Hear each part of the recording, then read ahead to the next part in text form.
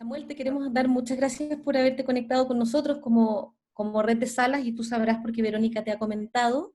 Nosotros somos una agrupación que originalmente está compuesta por grupos desde la ciudad de Santiago, que es la capital, pero sin embargo tenemos muchas ganas también, por diversos motivos, de poder ver cómo ir ampliando esta red a un nivel más macro, a un nivel más nacional. Somos espacios diversos. En esta reunión Zoom tú vas a encontrar a espacios que van desde salas independientes, de gestores con salas que han puesto de su conocimiento y de su gestión para levantar sus espacios sin ningún apoyo ni subsidio de nadie, así como también vas a encontrar espacios universitarios que son apoyados por universidades pero mantienen una independencia creativa. Vas a encontrar también centros culturales, como en el cual trabajo yo, y centros municipales también, que reciben o recibimos financiamientos de alguna u otra forma de ayuntamientos, municipios, distintas glosas ministeriales. Todo bajo el concepto del modelo chileno, que como tú sabrás es un modelo bien mixto, ¿cierto?, que promueve en sus políticas no un teatro ni público ni privado, sino que la colaboración entre ambas fuerzas para poder ejecutar acciones de política cultural. Entonces, la idea sería, si tú pudieses comentarnos primero un poco sobre la red, sobre la situación, lo que está ocurriendo en México, en la red que tú representas, nos pudieras dar una breve introducción en qué han estado estos días, desde cuándo que sus teatros están cerrados y a qué se ha dedicado o se ha volcado la actividad, y después, por supuesto, que podamos generar preguntas y respuestas, eh, ya sea que cada uno, los que puedan estar con el video, levantar la mano y hacer una pregunta, yo lo puedo ir moderando sin problemas, o también está en el chat, que también puedo ir observando qué preguntas surgen desde ahí para poder ir traspasándoselas a Samuel. Es una conversación distendida, Samuel, así que no te preocupes, somos todos amigos. Acá habían personas de Santiago y de regiones, veo que está Ivo, por ejemplo, conectado desde Quillota, está Eduardo desde Rancagua, entonces, vemos personas representando un poco a distintos territorios a nivel nacional, ¿ya? Pero tú, expláyate y vamos a ir conversando relajadamente, haciéndote preguntas. Ok. Pues nada, de antemano gracias y a todos por estar acá. Eh, pues yo represento a la red de espacios culturales independientes organizados de la Ciudad de México, Recio, que es una red que nace hace 5 años a partir de unos conversatorios que empezamos como a organizar los teatros de la ciudad, porque en términos de política pública es complejo todo lo que tiene que ver con licencias, permisos, uso de suelo, en fin, existir como espacios de creación escénica es complicado, ¿no? En términos prácticos es 1000 veces más fácil abrir y operar un table dance que abrir un espacio cultural, ¿no? Y entonces nos empezamos a reunir justo porque estábamos todos detectando pues, que estábamos irregulares, la gran mayoría, en nuestros permisos de operación. Y eso se fue convirtiendo pues, en un ejercicio de representatividad y de asociatividad. Y hace 3 años finalmente nos constituimos como una asociación civil y hemos trabajado desde entonces. Hemos trabajado principalmente en política pública, ¿no? Todo lo que hacemos es mucho entablar mesas de diálogo y entablar caminos de transformación política, y eso lo hemos conseguido con bastante éxito, es decir, las autoridades de la Ciudad de México nos ubican perfectamente. Y como en México hay una cultura muy joven de asociatividad y representatividad, pues fuimos una de las primeras agrupaciones que empezaron a trabajar bajo un esquema de organización de la sociedad civil.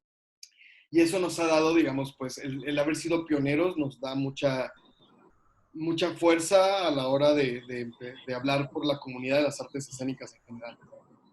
No sé, Samuel, si lo dijiste o no, interrumpí tú. ¿Cuántos Sí, grupos, cuántas salas son las que están representadas? ¿Cuánto es somos el número? somos 15 salas. 15 salas, que es un número muy bajo, digamos, hay un conteo de más de 300 centros culturales independientes en la Ciudad de México nada más, ¿no?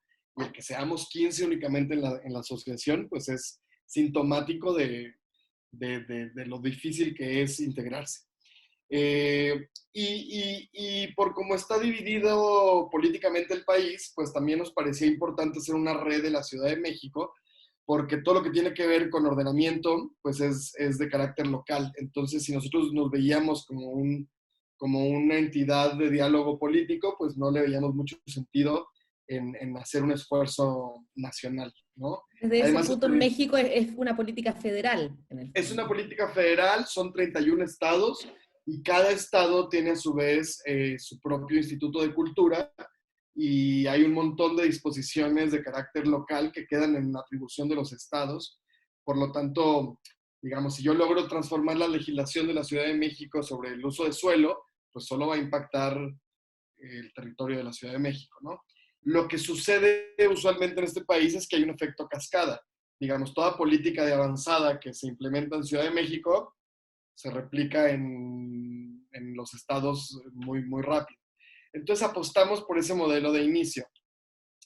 Ahorita que estamos atravesando esta crisis, digamos, hemos unido fuerzas con una asociación hermana que tiene un año menos que la Recio, de la cual también soy parte, que es el Colegio de Productores de Teatro de la Ciudad de México, que es una asociación de productores, tal cual, que tiene más de 60 miembros.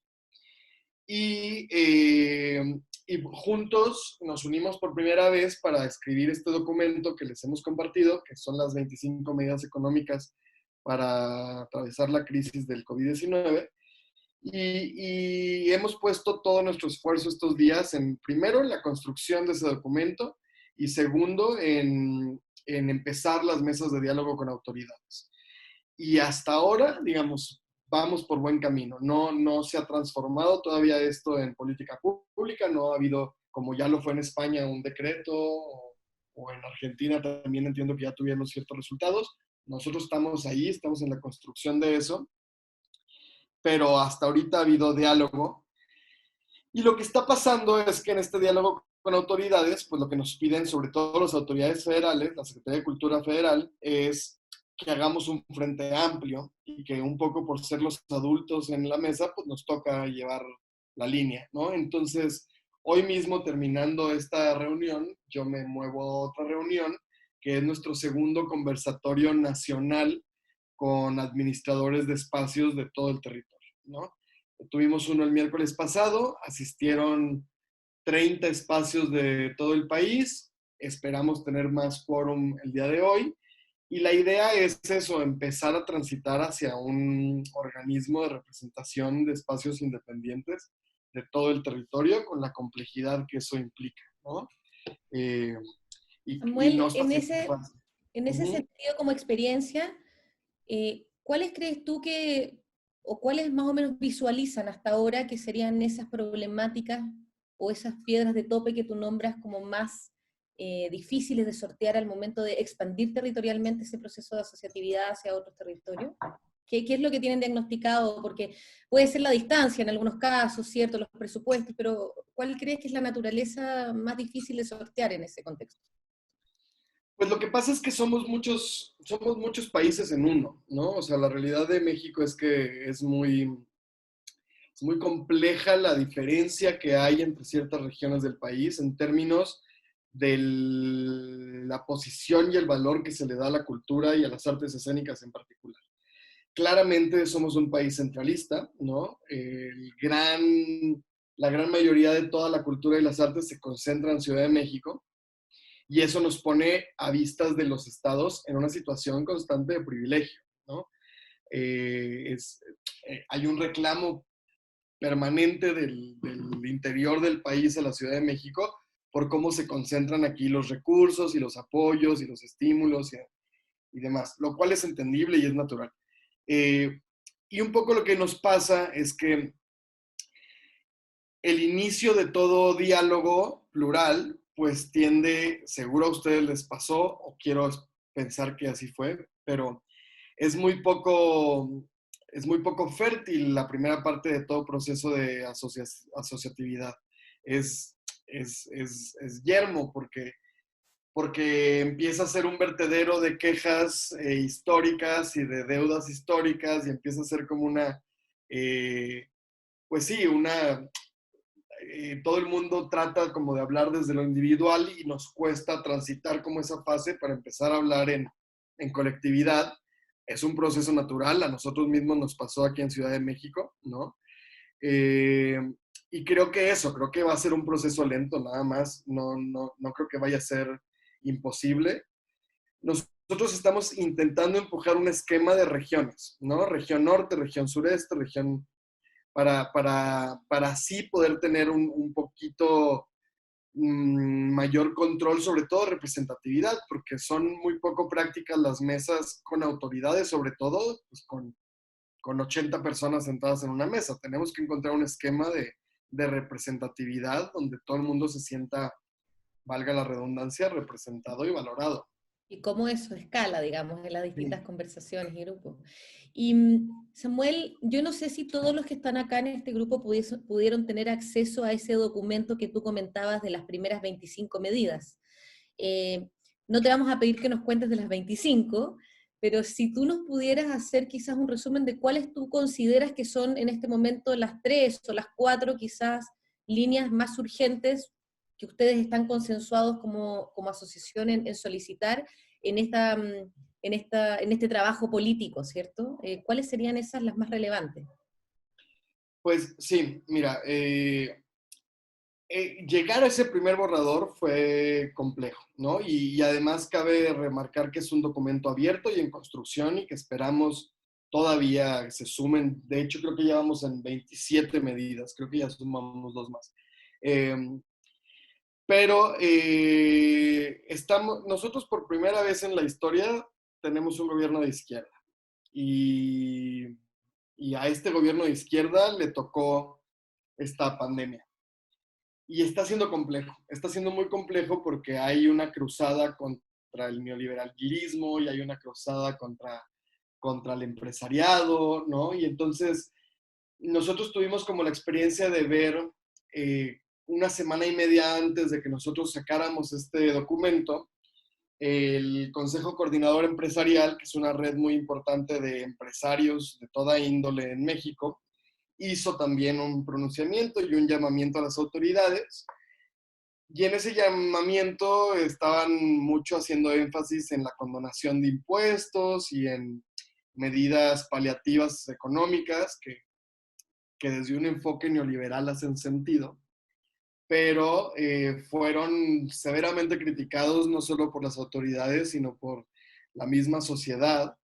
Eh, y entonces eso nos hizo un poco reflexionar sobre nuestro documento, porque eso, hay una política de nuestro gobierno de no endeudamiento, no se está contrayendo deuda, se está un poco tratando de librar esto, pues desde la austeridad, lo cual además, nada, es complejo, no quiero verter una opinión al respecto porque es complejo, pero lo que nos dimos cuenta es que teníamos que encauzar todas las medidas hacia un escenario realista y viable.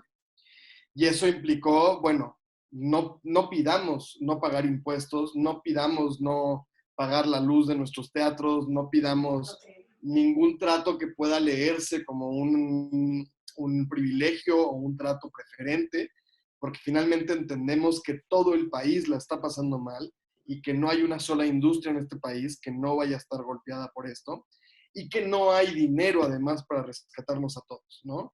Entonces, partiendo de esa base, empezamos entonces más bien a pedir, bueno, la condonación de multas y recargos en el pago de impuestos, ¿no?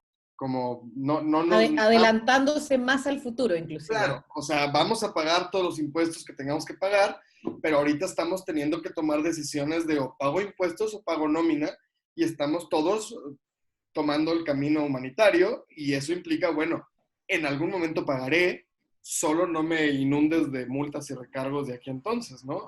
Y eso creemos que es un camino factible, lógico y racional. Pero estos espacios en general, Samuel, ¿son espacios que cuentan con un subsidio basal? ¿Cómo viven estas salas? ¿Son espacios que algunos van a desaparecer porque si esto sigue 2 o 3 meses ya no tienen cómo pagar nómina, como dices tú, o pagar alquiler? ¿O estas salas en México cuentan con un apoyo de base para su subsistencia? No existe tal cual una política de subsidio a salas, como la hay en otros países. Algunas salas cuentan con un fondo que tenemos, el Fondo Nacional para la Cultura y las Artes, que además lo acaban de desaparecer hace un mes, lo cual también fue un golpe durísimo, fue como en medio de la pandemia y es como el fondo para creadores más importante que teníamos y lo acaban tal cual de desaparecer.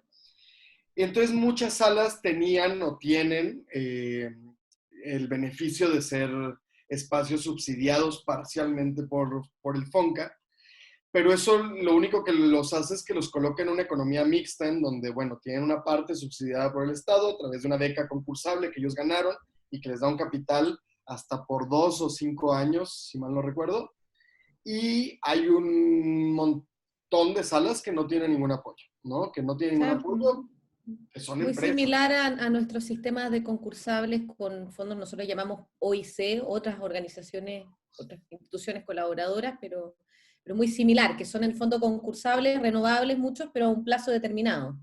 Exacto, sí.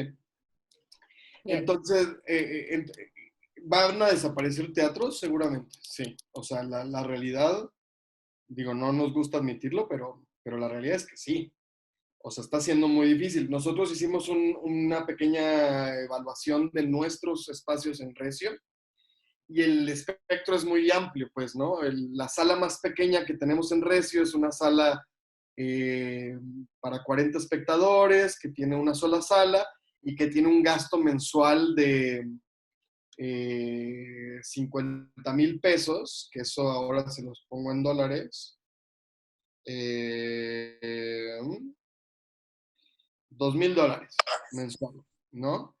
Y la sala más grande que tenemos tiene un gasto mensual de $20,000. En ese espectro estamos, ¿no? La sala más chica gasta $2,000 en su nómina y en su renta y en su luz y en su nada, y la sala más grande gasta $20,000. Entonces, pues el espectro es amplio, las diferencias y los problemas son variados. La medida que más nosotros estamos interesados en que suceda es la facilidad de créditos. Hicimos ya las paces con endeudarnos, digamos, todos sabemos que la única forma de cruzar este umbral va a ser contrayendo deuda. Eh, Sabemos que los fondos de rescate son inviables, ¿no? Y en un asunto pues de ponernos en la realidad horizontal del país, pues no somos mejores que la pesca, ni que la ganadería, ni que nadie, y no hay dinero para nadie, listo, ok, deuda, ¿no? Nos endeudamos.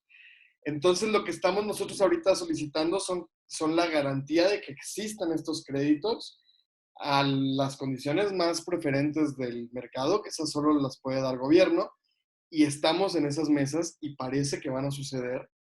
Eh, pero pues sí, o sea, es una decisión un poco fatalista, pero la Mira, deuda es lo único que nos va a salvar. yo tengo la sensación, no sé si los otros compañeros que están acá en esta reunión pueden también ir comentándolo, pero yo tengo la sensación de que nosotros en el esquema nacional tenemos un piso que al menos desde el Ministerio de Desarrollo Social y otros ministerios está bien avanzada en el campo de los créditos, los préstamos, etcétera.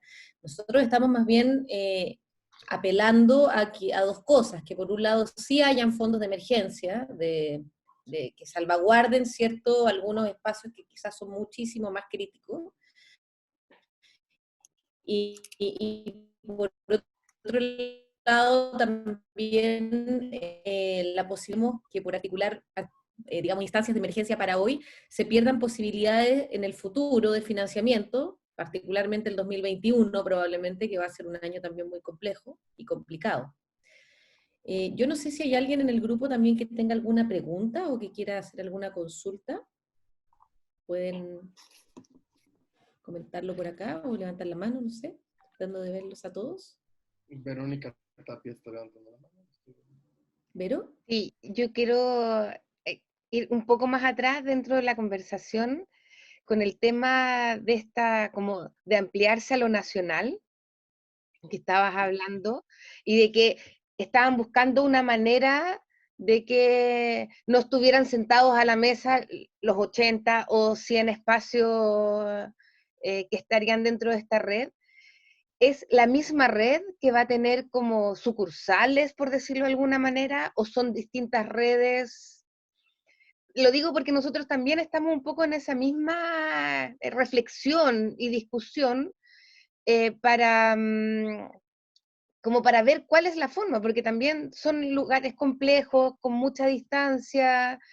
eh, entonces de repente pensamos en que se armaran otras redes y que existiera una red de redes, por ejemplo.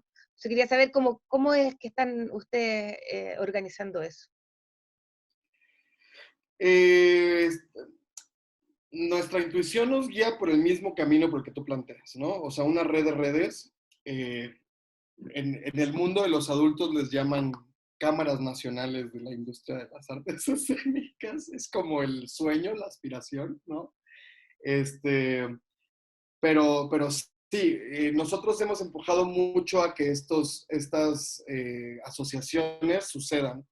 Y ahí el Colegio de Productores ha jugado como un rol muy importante, porque así como nosotros hicimos el primer paso haciendo una red de salas, luego los productores hicieron la primera red de especialidad, ¿no?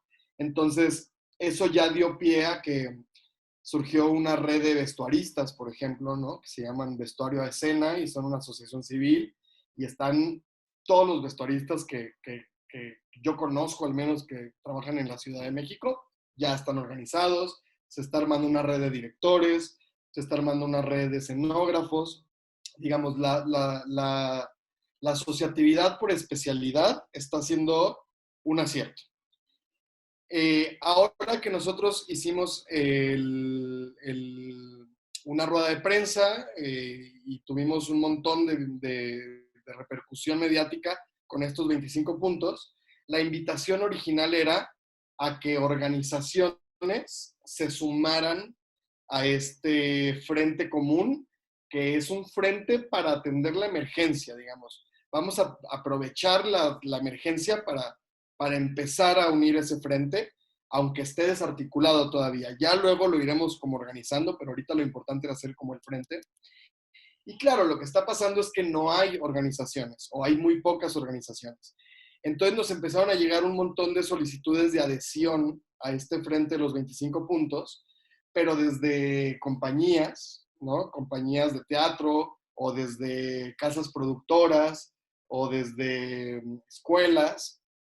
Entonces lo que empezamos nosotros a hacer es que empezamos a colocar como en campos semánticos todas las solicitudes de adhesión. Y entonces decíamos, bueno, llegó otra compañía de teatro, mandémoslas a una canasta que se llama compañías. Y llegó otra solicitud de una escuela, mandémosla a la canasta de escuelas.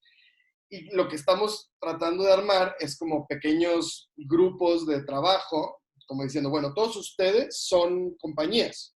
Entonces, ustedes elijan a un par de voceros que tendrán que acudir a las mesas de diálogo con autoridades y que tendrán la responsabilidad de regresar con la base y explicarles qué sucedió, ¿no? Y empezar a maquinar este esquema de representatividad. Pero nos está tomando el doble de trabajo porque estamos teniendo que nosotros conformar las asociaciones para arrancar, pero no hay otra opción, ¿me explico? O sea, ante la ausencia y ante la falta, pues ni modo, hay que empezar a hacer esos campos semánticos y empezar a hacerlos que funcionen y que empiecen a ser orgánicos. Ahí vamos, ¿eh? No, en 2 semanas les cuento cómo va este experimento, pero ahí vamos. Aquí eso lo está haciendo SIDARTE, que es el Sindicato de Actores. Y quizás otra duda que también existe bastante en el... Sí, es que te quedaste pegada, ahí sí. No, que la Vero comentaba que también se está ocupando más o menos la misma orgánica, o que también se ha articulado el mismo sistema que tiene que ver con la subespecialidad por gremios, para poder levantar de ahí una orgánica mayor y más consensuada.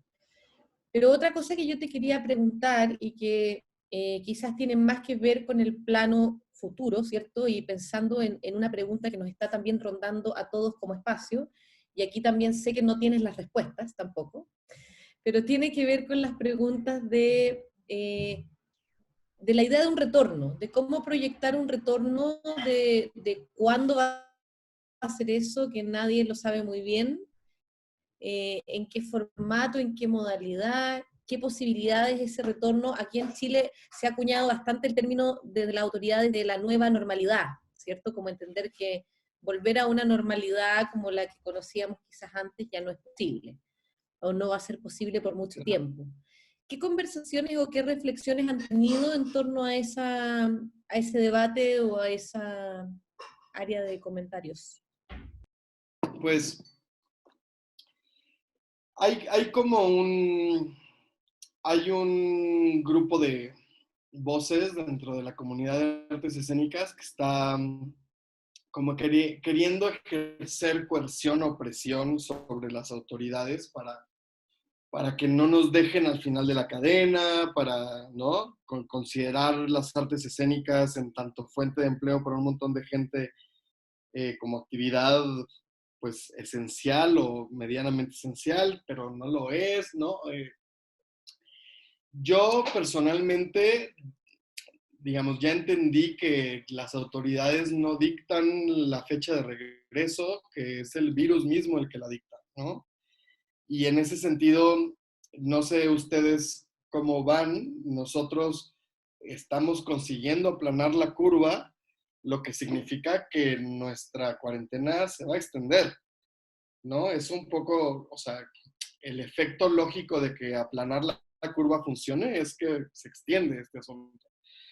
Entonces, yo sé de buena fuente que Nueva York está a días, creo que el 11 de mayo, anuncian sus planes de regreso para Broadway hacia la última semana de septiembre.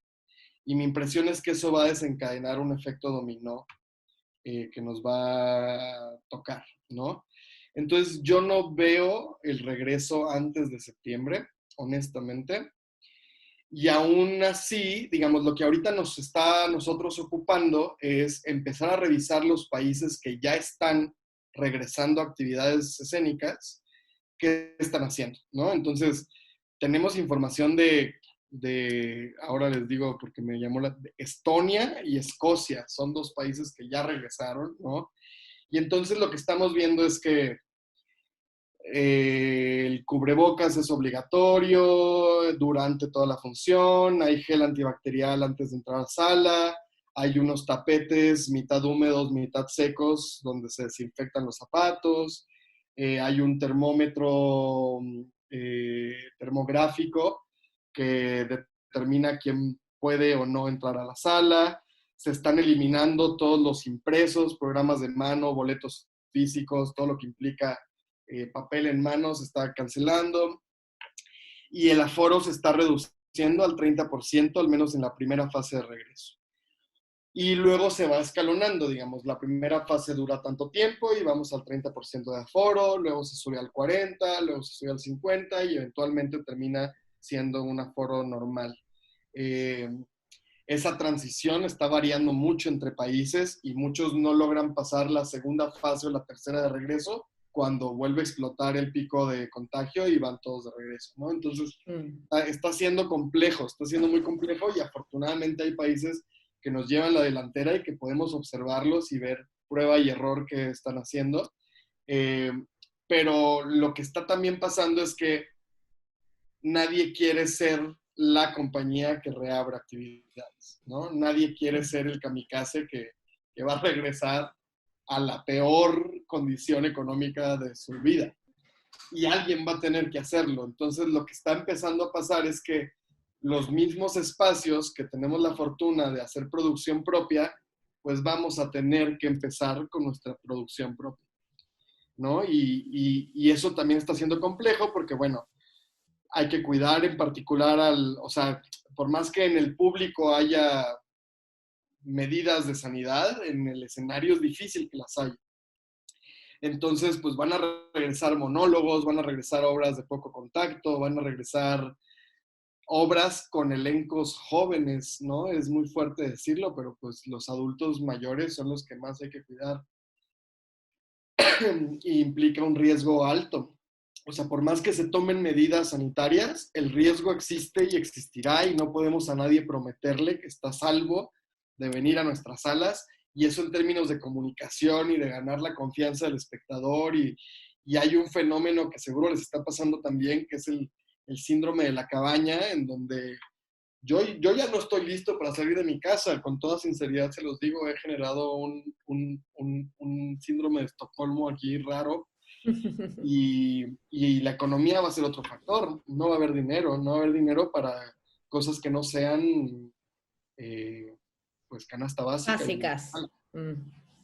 Entonces, por más que el regreso tenga fecha, el regreso real, digamos, volver a la normalidad que conocíamos, que yo creo que no volveremos nunca, pues estamos hablando de un año, de año y medio. A mí me gustaría también poder conocer la opinión de algunos de los que están aquí compartiendo con nosotros las conversaciones. Los voy a obligar un poco a hablar, chicos. Pero en relación a toda la primera parte de lo que me comentaba Samuel, de la posibilidad de articular una realidad que sea más nacional y no solamente centralista, me gustaría saber cómo ven esas opciones o esa posibilidad algunas de las personas que estén en este grupo y que precisamente ojalá los que no pertenecen a Santiago, que puedan darnos una perspectiva también de qué está ocurriendo en las regiones, cómo se están organizando, cómo podríamos, o si creen que esta idea de la red de redes, o como quiera que la llamemos, podría ser una orgánica que funcione. Me gustaría también escucharlos, no sé, Ivo, Eduardo, Ifman, algunos de los que veo acá en la pantalla, así de directa. No sé, Ivo.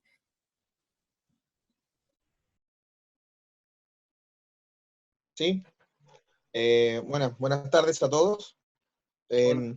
Yo trabajo en el Centro Cultural Municipal de Quillota, que es la comuna más linda de Chile, que está en la región de Valparaíso, y nosotros tenemos una red de contactos de espacios culturales municipales de la quinta región interior. Somos la comuna de Quillota, sumamos La Cruz hace muy poco, Quintero, Concón, Quilpué, Villa Alemana y Limache. Somos en ese sentido una cantidad de edificios que nos asociamos, primero por la necesidad de poder, a través de la asociatividad, generar programación y movimiento con nuestros artistas locales que vinculara, que tuviera como beneficio el gastar menos plata, al fin de cuentas, porque somos espacios que, aunque somos municipales, no contamos con muchos recursos. Y en esta situación ahora, nos hemos estado comunicando nuevamente porque estábamos buscando estrategias para poder colaborar con la situación económica y de poco trabajo de nuestros usuarios en las comunas. Lo que se ha hecho hasta ahora han sido experimentos, aprovechando la capacidad de gestión de cada espacio en particular. Hay algunos espacios que son corporaciones que han podido, reasignando recursos, poder contratar directamente a algunos artistas locales. Habemos otros que no contamos con ese recurso, pero hemos estado levantando por nuestras redes sociales las plataformas para que ellos puedan hacer sus transmisiones y continuar con muestras con el público, pero obviamente a nivel económico la respuesta que los artistas tienen es mínima y casi nula. Porque no es una, como tú mencionabas recién, Samuel, no es una prioridad el estar gastando dinero para poder tener la recepción de un trabajo artístico, y sobre todo bajo este formato virtual. Además que dentro de las estrategias que se han ido trabajando en estos últimos mes y medio a nivel nacional, tenemos una contraparte sumamente fuerte, porque hay oferta que a veces viene subsidiada por los recursos de los otros colegas de otros espacios que pueden ofrecer espectáculos gratuitos. Entonces, ante eso también se produce, así como a nivel nacional está la centralización que ustedes tienen en México, nosotros también la tenemos acá en Chile con los espacios y la oportunidad que se tiene en Santiago, pero también hay un tema de difusión donde el público, si tienen interés de los trabajos de los artistas que están ubicados en Santiago, más que los artistas que de cada localidad.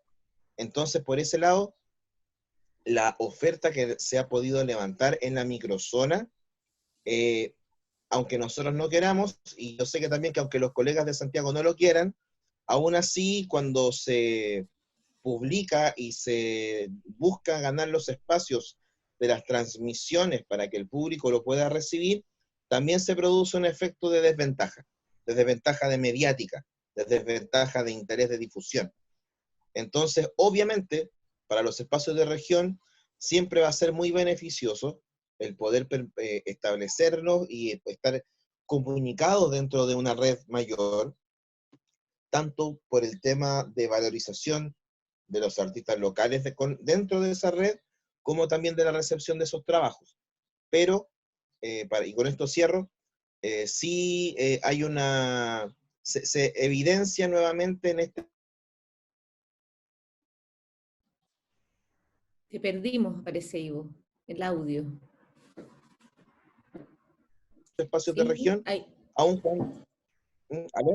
¿Aló? ¿Y sí? No, ¿Sí? te cortaste, dijiste, Sí. y para terminar quiero decir que se evidencia, y hasta ahí llegamos. ¿Y me escuchan ahora? Sí. Ahora sí, Tampoco. te escuchamos. No. Ya.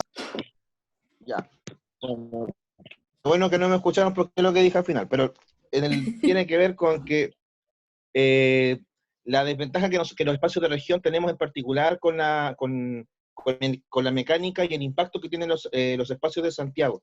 A los de región nos conviene el establecer una vinculación a nivel nacional. Salimos, siempre vamos a ganar más de lo que podemos ir perdiendo, que en verdad no vamos a perder nada.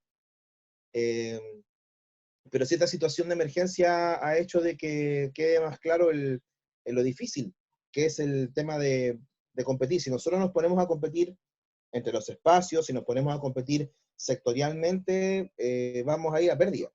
No es estratégico, creo que tampoco es ético, en el sentido de que desde regiones, no sé si mis otros colegas están muy de acuerdo, pero también me ha tocado ver que los artistas de región somos muy resentidos con los artistas centralistas de Valparaíso, en el caso de Quillota, y a su vez los de Valparaíso tienen mucho conflicto con los artistas de Santiago. Y en esta situación de emergencia ya lo que menos importa en este momento, creo yo, es mantener esas discusiones pequeñas, sino que al contrario, tener la capacidad de asociarnos y buscar estrategias en común, que en este momento, hasta este punto, iniciando el mes de mayo, creo que por lo menos lo que hemos conseguido acá en la región inter de Valparaíso no ha sido tan potente como yo esperaba. No ha sido tan beneficioso para los artistas de la región. Eso. Gracias. Ivo. Sí, creo que también me imagino que se replican las mismas dinámicas en otros territorios y esa relación que tú comentas también de competencia o de desazón que muchas veces existe entre el centro y otros espacios, ya sea Santiago y la región en este caso, ya sea, como lo comenta Samuel, Ciudad de México y otros territorios o otros lugares en el mismo país. Yo no sé si hay alguien que tenga una pregunta, que quiera hacer una pregunta, un comentario. A veces no hay una pregunta, pero hay un aporte o alguna idea que quieran compartir con nosotros, o en particular con Samuel también, por supuesto, porque nosotros nos vemos bastante. Amalá, ¿sí? Sí, me pareció interesante, Samuel, abordaste un concepto como una terminología que no es una terminología que se utiliza en el mundo de las artes en general, que es el término de comercio, de la cámara, perdón. Y creo que, no sé, estoy especulando, pero en general siempre tratamos de hablar entre nosotros como red, que somos una red o red de redes, de la asociatividad, y de alguna manera quizás ese lenguaje, que es el que empleamos nosotros, que es un lenguaje basado en la empatía y en el cooperativismo, pero en el mundo actual, que es el que nos rige, que es el mundo empresarial, que es el mundo económico, se rigen con estos otros conceptos, como la Cámara de Comercio, ¿no? La Cámara de Minería, la Cámara de Pesca. Entonces, ¿qué pasaría? Yo no sé, Samuel, usted, cuando tú empleaste ese término, ¿se te ocurrió así como así? ¿O están constituidos bajo esa terminología, como la Cámara de Teatristas o la Cámara de Economía Creativa, qué sé yo? Porque me parece interesante ese concepto, quizás porque también las palabras van creando realidad. Entonces, si nos empezamos quizás a plantear ante nuestros gobernantes o ante el sistema como una cámara, porque somos una cámara, quizás ahí también podamos entonces expandir o extender nuestro diálogo con este otro interlocutor, que es este otro interlocutor que no nos entiende a nosotros y que nosotros al parecer tampoco lo entendemos a ellos. No sé, Samuel, si ya Sí. existe ese término. Es una discusión permanente acá también, ¿no? Hay gente a la que no le gusta nada esa terminología aplicada a nuestra actividad. Y yo lo respeto también un montón. No obstante, yo soy productor y pertenezco también al Colegio de Productores, que es posiblemente la asociación que más defiende el uso de ese lenguaje, ¿no? Porque desde una óptica de producción, pues sí, hay una intención de monetizar constante, porque monetizar implica que tenga un próximo proyecto, ¿no? Y porque nosotros vivimos en una economía mixta cuyos recursos estatales están siempre en riesgo de desaparecer. Entonces, en la medida en la que nosotros empecemos a transitar hacia una lógica de mercado, creo que es casi un recurso de autopreservación el transitar hacia allá, ¿no? Yo personalmente he hecho las paces con la terminología, ¿no? Con la industria de las artes escénicas, economía emergente, y sí, yo sí he dicho públicamente en muchas ocasiones que el camino es integrar una Cámara Nacional de la Industria de las Artes Escénicas en esos términos, ¿no? Porque me parece que es un idioma que la gente que no hace lo que hacemos entiende.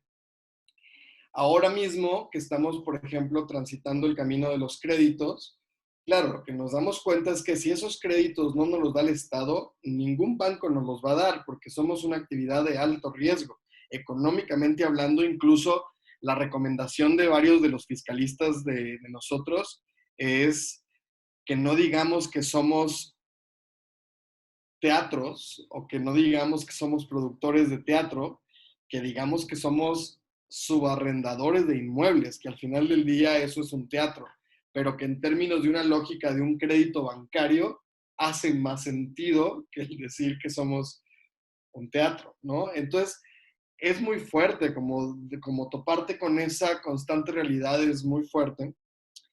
Y una cosa que yo he estado reflexionando mucho alrededor de esta crisis es que, no sé si sea el caso de ustedes, pero lo que acá está pasando es que los compañeros artistas, todos ellos, creadores, escenógrafos, vestuaristas, actores, tenemos una economía muy del día a día, muy dependiente de la taquilla. Lo que está pasando ahorita es que tenemos una cantidad importante de gente que no tiene ninguna posibilidad laboral, que no va a reactivar su economía hasta que esto pase y que está batallando ya con la renta y ya con la comida y ya con cosas básicas y elementales. Y mi reflexión personal en medio de todo esto es, eso no nos puede nunca volver a pasar.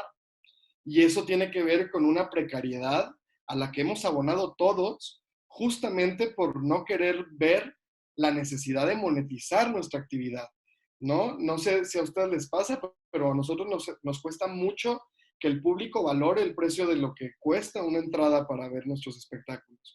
Hay una resistencia natural a decir, pero ¿por qué tanto si tengo Netflix por la mitad de eso todo el mes, ¿no?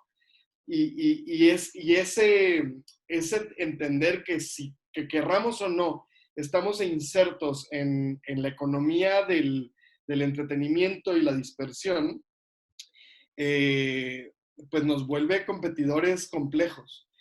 Y mi reflexión personal es que no podemos volver a pasar por una situación en la que tanta gente quede a la deriva.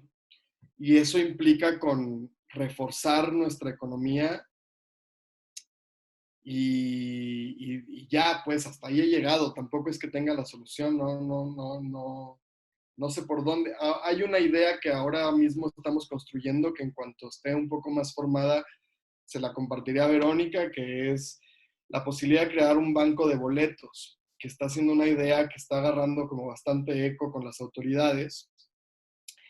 Porque acá lo que pasó es que las autoridades reaccionaron como al impulso y entonces sacaron una serie de convocatorias muy básicas y elementales en donde haz un video casi de TikTok y te damos 7,000 pesos para, ¿no?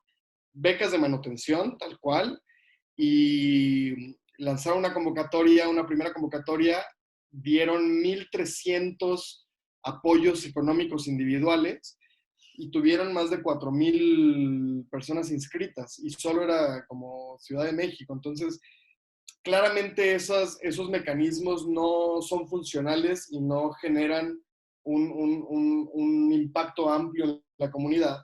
Y entonces lo que nosotros empezamos a articular fue, bueno, pensando en este regreso, hagamos un banco de boletos en donde el gobierno transfiera recursos a este banco de boletos. Estos recursos se pulverizan en unidades de 150 pesos que se convierten en boletos pagados. Y entonces lo que sucede con este banco de boletos es que es una central de voluntades en donde se encuentran poblaciones vulnerables que no tengan los recursos para por vía propia asistir al teatro, ¿no? Y sus boletos no son cortesías a expensas del trabajo de los compañeros, sino que son boletos efectivamente pagados por una autoridad en un afán pues de repartir de manera más equitativa y ecuánime el dinero entre toda la comunidad artística.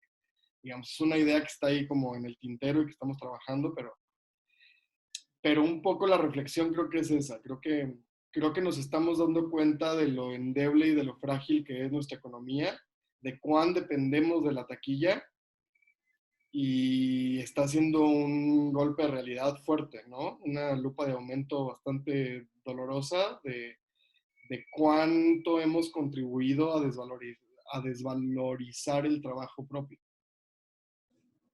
Bien, interesante propuesta, Samuel. Si más adelante la tienen quizás más perfilada, sería súper bueno compartirla, porque es una buena idea. Acá se ha hablado de cosas parecidas, pero en algún momento se levantó una propuesta de un fondo ciego, pero que tenía más que ver en el campo de la ley de donaciones culturales, o sea, en ese tipo de proyectos, pero lo del banco de boletos es una iniciativa que hace mucho sentido en muchos programas que aquí las salas ya manejan, que es como un poco también usar esas butacas ociosas, o esas butacas que no se venden y que cuando comienza la función quedan ahí a disposición. No sé si hay alguien más quizás en el grupo que quiera compartir alguna pregunta o alguna reflexión, alguna idea. ¿Está abierta la palabra? Sí, Carla. Hola Samuel, gracias por tu tiempo y experiencia. Mira, en el documento que nos mandaste en alguna parte se menciona la ley de espacios culturales independientes y el documento tiene algún sentido de urgencia de poder darle esa ley. ¿Nos puedes comentar un poquito sobre qué se trata, qué es lo que está impulsando a través de esa ley? Claro. Es una ley que ya está redactada y que ya, digamos, ya se había bajado a la Cámara Baja y ya había sido preaprobada y al final fue la misma Secretaría de Cultura de la Ciudad de México la que pidió frenarla y la retiraron de la mesa porque recientemente la Ciudad de México dejó de ser Distrito Federal y se convirtió en Ciudad de México. Y ese proceso implicó que deja de ser una entidad regulada por la federación, sino que ahora tiene atribuciones de gobernanza propia. Y entonces, como parte de esa transición, la Ciudad de México formuló su primera constitución. Entonces, surgió la Constitución de la Ciudad de México, Y en esa constitución logramos la comunidad de artes escénicas pautar un pequeño inciso que habla sobre el derecho de los espacios culturales independientes a existir y a tener su propia reglamentación. Y entonces, una vez promulgada la Constitución y que entró ahora el primer Congreso de la Ciudad de México, tiene como objeto realizar todas las reglamentaciones secundarias derivadas de la Constitución, y una de estas era la Ley de Espacios Culturales Independientes. Esta ley, que tomó casi año y medio en su construcción, lo que hace es que permite la inscripción a un patrón de todo lo que se autodenomine espacio cultural independiente. Entonces, uno como administrador de sala, promulgada la ley, lo que tendría que hacer es que la Secretaría de Cultura de la ciudad tendría que habilitar una ventanilla de registro en donde todo espacio fuera y dijera: yo quiero tramitar mi certificado de que soy un espacio cultural independiente. Y eso lo que te permite es la posibilidad de operar, aunque, digamos, déjame, lo intento frasear. Esta ley lo que te permite es existir como un centro cultural independiente. Si además tienes actividades complementarias como un restaurante, una cafetería, vale, eso ya no entraría en el conato de posibilidades de esta ley. Un trámite de venta de bebidas alcohólicas lo tendrás que tramitar por la vía convencional como una actividad complementaria. Pero el derecho a existir como un espacio cultural, esta ley era lo que hacía, garantizarlo, ¿no? Y creaba condiciones mínimas de legalidad y de existencia para muchos espacios que al día de hoy operaban desde la clandestinidad, por así decirlo, ¿no? Entonces, ese era el objeto principal de esta ley: sacar de la clandestinidad un montón de espacios, de ahí dar un primer paso hacia su regulación en términos de protección civil, que es como lo más importante. Somos una ciudad que tiene un montón de sismos y que tiene un montón de necesidades de protección civil, y el sacar de los espacios de la clandestinidad pues era favorable en todo sentido. Había otras cosas complementarias en esa ley, como la posibilidad de integrar o de ser partícipe de un banco, de un fondo mixto de promoción turística anclado a las artes escénicas en la Ciudad de México, que era como un esfuerzo conjunto de Secretaría de Turismo con Secretaría de Cultura. Y a integrar también una serie de plataformas digitales que el gobierno ponía a disposición de los espacios para hacer una cartelera digital y una serie de cosas, pero el valor de esa ley tenía que ver con salir de la clandestinidad, ¿no? Se va a pasar, digamos, ya la diputada retomó conversaciones con nosotros y nos aseguró que tan pronto regresen a actividades normales, esa ley se promulga. Puedo enviárselas perfectamente, no es un documento complejo, no tiene los alcances que a muchos nos hubiera gustado que tuviera. Fue difícil también porque la ciudad, ahora que es ciudad, está compuesta por alcaldías, y ahora cada alcaldía tiene cierto margen de autonomía, y entonces no se puede desde la ciudad implementar una política que interfiera con la autogobernanza de las alcaldías. Y eso es complejo, pero digamos, es un primer paso importante que esa ley salga. Ok, gracias. Todos los materiales que nos quieran mandar nos van a servir, Samuel, y bienvenidos van a ser también. Sí, que, lo mismo digo, ese intercambio. Sí, es muy útil. Yo no sé si hay alguna otra pregunta o algún comentario también que podamos continuar abordando. Sol. Primero, hola Samuel, por fin te conozco, nos vemos, o sea, nos Hola, vemos más o menos. Nos vemos al menos por pantalla. Yo tenía una pregunta respecto como no sé si o sea, sé que falta, pero ¿cómo han pensado en términos comunicacionales la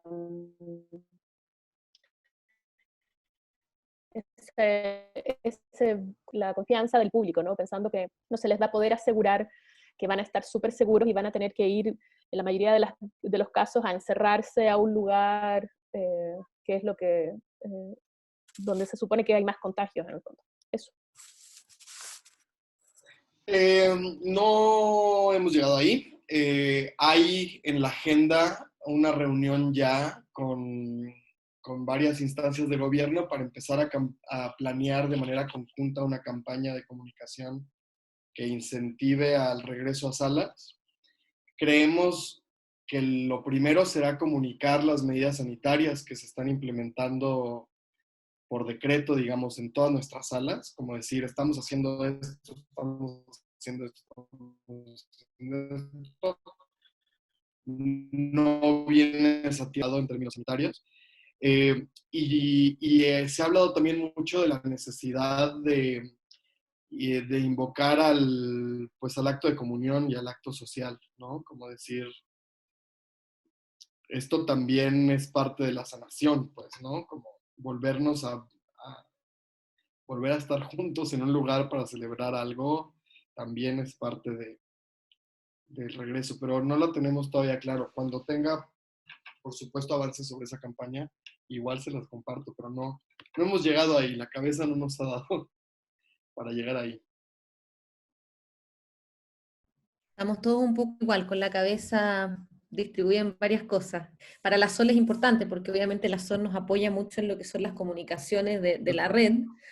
Y claro, una de las cosas que nosotros hemos notado también es que efectivamente en las redes sociales ocurrió algo, sobre todo al principio de esta pandemia, que era que como una bofetada en la cara un poco, nos dimos cuenta que la misma ciudadanía estaba siendo muy crítica de nuestra actividad. O sea, el mensaje de poder decir, vuelvan a un teatro, hay momentos en estas mesetas, en esta realidad del virus, que tú decías que vamos a volver cuando el virus lo quiera y lo permita.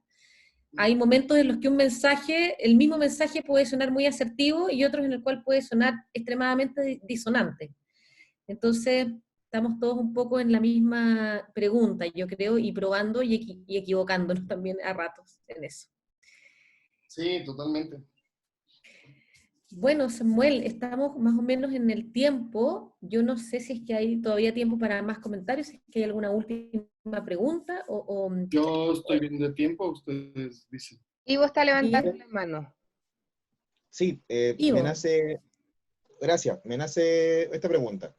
Considerando de que el regreso para las actividades presenciales en las salas va a contar con un montón de cláusulas sanitarias, y esas obviamente van a incluir la cantidad de personas que puedan asistir a un lugar, a un teatro, que un teatro de 200 personas solamente pueda recibir 60, 70. Se ha conversado en las salas de la agrupación en México, de la asociación en México, si van a haber cambios en la relación espacio con las compañías, espacio con los artistas, de acuerdo al uso del arriendo de la sala, del pacto de porcentajes por entrada de borderó. ¿Ha habido algún tipo de conversación previa en ese tipo de detalle? Que no es Buena menor. pregunta. No es menor. Sí, totalmente. Al menos en Recio hemos hablado de la necesidad de cancelar las garantías mínimas, que les llamamos garantías mínimas no sé si ustedes tienen ese concepto, que acá en México las salas van, por decir, a 70% del borderó. Sí. para la compañía y el 30% para el teatro, siempre y cuando ese 30% sea mayor que una garantía mínima, ¿no? Hay un piso que le llamamos Hay un acá. piso, Un piso. exacto. Entonces, lo que hemos hablado es de desaparecer el piso, ¿no? De entrada, ir solo a un esquema de porcentajes, de manejar en lo más posible una economía solidaria y de también entender que nosotros programamos obras de teatro y espectáculos que tienen fondos públicos para su producción, así como obras que no tienen fondos públicos para su producción. Seguramente el porcentaje será distinto para una obra que no depende de la taquilla para pagarse que de una obra que sí, ¿no? Entonces habrá que hacer por un periodo indeterminado ese criterio de excepción para evaluar los porcentajes. Y una cosa interesante que también hemos estado haciendo es que el gobierno tiene un montón de teatros institucionales, les llamamos, que son pues teatros que el gobierno administra y de alguna forma o tienes parcialmente subsidiada la producción o tienes condiciones preferenciales de arrendamiento, o, en fin, es cómodo producir en teatros oficiales por diversas razones. Y lo que ha pasado naturalmente es que la programación de estos teatros oficiales, pues hay un cuello de botella brutal, ¿no? Ahora tienen que recorrer prácticamente un año de programación y ellos tendrían que necesariamente abrir ya la convocatoria para el siguiente año y en algún momento se les va a volver imposible, digamos, programar tanto espectáculo. Entonces lo que estamos nosotros haciendo es decir, bueno, mándanos gobierno a los teatros independientes obras, nosotros las recibimos y te ayudamos a desahogar tu programación. Y digamos, si lo que tú tenías pensado pagar a los técnicos o a lo que sea de tus teatros para esas funciones, bueno, desplázalo a los teatros independientes y es un ganar-ganar, ¿no? Y eso está ahí todavía en las mesas de diálogo, parece que es algo que se va a lograr. Y también pues hay una lógica muy cooperativa de parte de todos, ¿no? Todos entendemos que todos estamos en fila, todos tenemos obras, todos nos estamos recorriendo. No va a haber tanto la posibilidad de elegir o de ponerte caprichoso con qué va a pasar con tu temporada, ¿no? O sea, si yo estaba programado en un teatro y me mandaron a otro, dale, voy a moverme a ese otro teatro y listo, ¿no? Entonces, pues en esas estamos con respecto al punto que planteas. Súper importante, ¿eh? Esos esquemas de colaboración solidaria programáticamente también, que no son solamente económicamente, o sea, son varias variantes o varias capas del trabajo asociativo también. Y hay también una idea ahí en el aire que no está del todo aterrizada, pero está agarrando fuerza, que es retomar unos primeros meses o estas fases de mayor restricción sanitaria, retomar el teatro en plazas públicas, como hacernos de parques, hacernos de explanadas, hacernos de espacios abiertos, en donde el riesgo de contagio sea aún menor por la simple condición de estar al aire abierto. Y en ese sentido lo que estamos tratando de encauzar es que las alcaldías de la ciudad casi que le concesionen a una sala independiente la programación de un parque o una plaza durante cierto periodo, ¿me explico?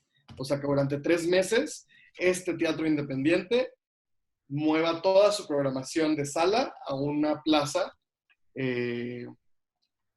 No sé si esa idea va a progresar o no, pero bueno, se las comparto porque ha estado ahí en el aire y está agarrando fuerza. Y también hay un montón de ideas que seguro ya les han llegado, como estos esquemas de, qué sé yo, del teatro en redil, donde la gente va en coche y no estas salas como con microcajones divisorios y paneles de vidrio y nada.